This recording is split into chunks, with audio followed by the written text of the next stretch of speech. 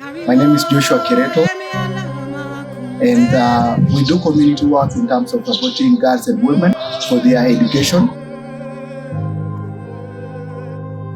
Organization is called TARETO Africa, which means helping Africa. And our work is to provide for support for the girls to be able to continue with their schooling without any problems. Currently in our scholarship programs, we have 43 girls that we sponsor through your support. And out of all those, many of the girls have been subjected to female genital mutilation. We have been able to rescue them and brought them to our rescue center here in Narok town, where we normally keep them, make them stay away from the families that probably are putting them at risk of undergoing FGM. We've been able to do this very well until during the COVID-19 pandemic, where due to financial constraints and the lack of resources, we had to sustain it. And family members who are part of our church had to take some of the girls and stay with them. Out of the 43 girls, many of them have the same story of having been at risk of undergoing FGM. We're going to rescue them from the families that are trying to do that. And we've also, some of them who are given out for child marriage, we had to go get them from those families. We will work very closely with the authorities here and together with the church, support their stay in the family members' homes. And that way we can also follow up their well-being, because then the church members are able to report every Sunday on how they are doing. This week I have been moving around, seeing all the girls and providing their needs, like the personal effects, like sanitary pads, giving them so that they do not have any issues, as that they can continue schooling without any problems. This is a very, very important work that we do, because it gives the girls a future. It gives the girls an opportunity to work for their dreams and be the change makers in their communities.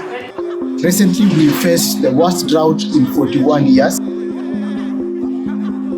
which meant that a lot of cows died because mass size are cost reduced. And so as many cows died, at the big families that we have here, polygamous families, found it very hard to sustain the huge number of girls that are in those families. And therefore, they had to be given out for child marriage. And for them to be marriageable, they have to undergo female genital mutilation. And so we faced a huge surge in the number of girls who are being forced to undergo FGM and be given out for child marriage. And even as COVID came, it made it worse. And so it made it worse for the girls to go through schooling and successfully be able to finish their school.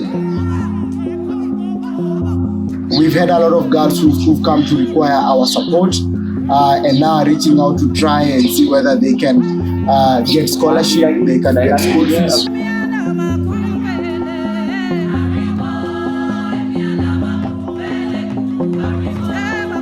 So many of the girls require support, and we are continuing to pray and working together to see whether we can get more support for us to add some of the girls to the program, because they are very needy, and our criteria has always been to support the needy girls. We don't look at performance, but we give everybody a chance. We give everybody a chance to be in school so long as they need the support. And we hope that through this, we will be able to change these families. Many of these families without a future through these children will really face a lot of hardships. So we want to support these children so that they can come back and support their younger siblings, so that they can come back and become teachers, they can come back and become role models to these families, and together we can continue to strengthen those families. Girls are very special people. They are people that can come back and take care of their families. They are people who are vulnerable yet so powerful. We continue to ask for your support. Let us work together. Let us collaborate. Let us continue to pray together to ensure that these girls continue to get the support that they need to be able to stay in school and live up to their dreams. Thank you so much, and may God bless you.